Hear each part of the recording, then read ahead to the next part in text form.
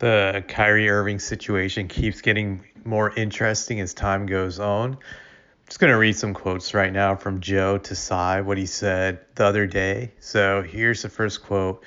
He still has work to do. He has to show people that he's sorry. What's important and what people miss is he only apologized after he was suspended. So he said that, and here's another quote by Tsai. Clara and I met with Kyrie and his family yesterday.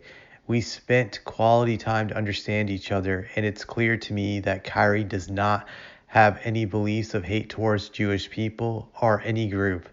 The Nets and Kyrie Irving, together with the NBA and NBPA, are working constructively towards a process of forgiveness, healing, and education.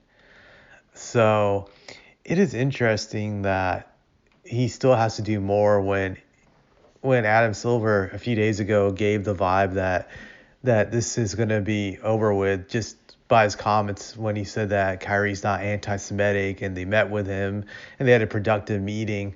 So that leads me to believe that that was just all smoke and screens, is whatever that term is, but just it was just a small distraction in the sense that I believe Silver's meeting with Kyrie was probably fake in the sense that they didn't talk about ever, uplifting the suspension, but just it was more like just a meeting they had to delay this conflict from getting worse. I think that's really all it was. I think Silver's hope was by having this meeting with Kyrie, he could convince Kyrie to go through the several steps the Nets wanted him to go through before he could play again.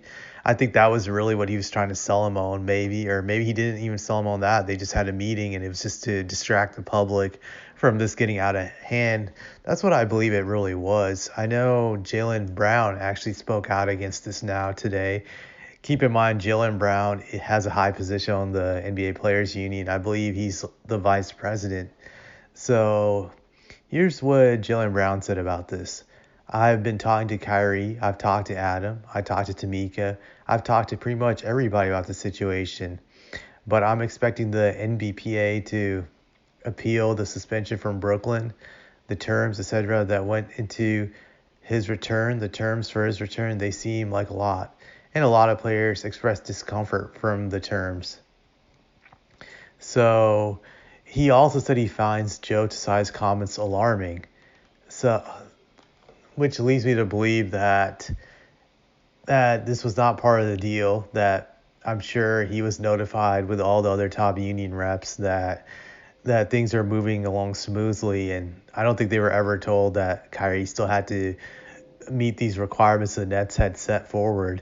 So this is very interesting just to see what's going on here. I think just to break this down, I get the feeling that Joe Tsai is being controlled by the community that Kyrie offended, that they have told him straight up, hey, we need you to break Kyrie. We need you to buck break this guy and put him into submission for what he did to our community by tweeting that movie. He needs to be punished, blah blah blah blah. That's what I really think it is, and Joe is co-signing with them because Joe is a bitch. If we're being honest, this guy is fake as fuck. I've looked up his Wikipedia history. I've read it through Wikipedia, and this guy is, it should show you this guy is all about greed, and he's a typical corporate whore in the sense that he was born in Taiwan, but he has dual citizenship with China, which is, to me, is not even something that you can really consider. If you're from Taiwan, why would you be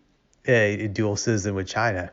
It makes no sense other than greed, which is why he's a dual citizen with China, because he made his billions in China, but he didn't grow up in China. He actually, in his 30s, formed a partnership with Jack Ma, the former Alibaba, the founder of Alibaba. So that's how he made his billions of dollars. But it shows, again, that this guy is all about greed. I'm not knocking for making that money, but I am knocking him for being a citizen of China, that he became a citizen of China just for greed reasons, and knowing that they're the enemy of his country of birth. It just shows, again, this guy is all about being a corporate whore. And I'm sure the community that Kyrie offended, they've threatened him some ways with with financial ways of threatening him. I don't know, that could be corporate sponsors pulling out of the Nets losing money somehow through not getting certain business deals. I think that's all on the line for Joe Tsai. That's what they've laid out to him. Like, hey, if you don't buck break Kyrie, we're gonna take all these things away from you. So, but it shows you what's going on. I think that's really what it is.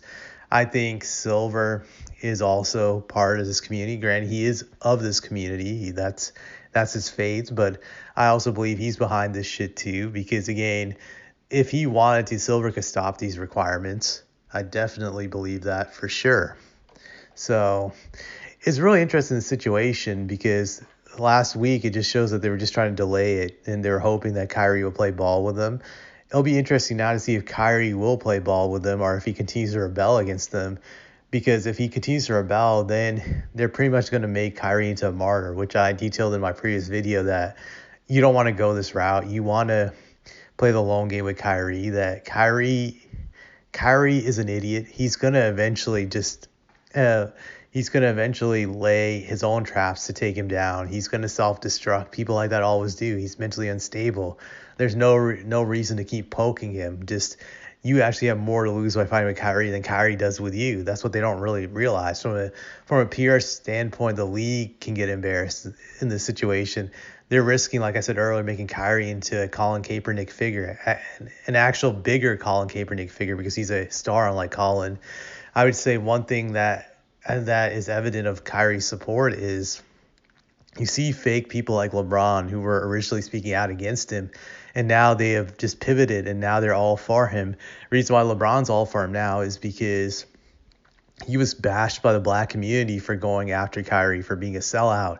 So now he's switched sides. You can say the same with a few other people like Shannon Sharp.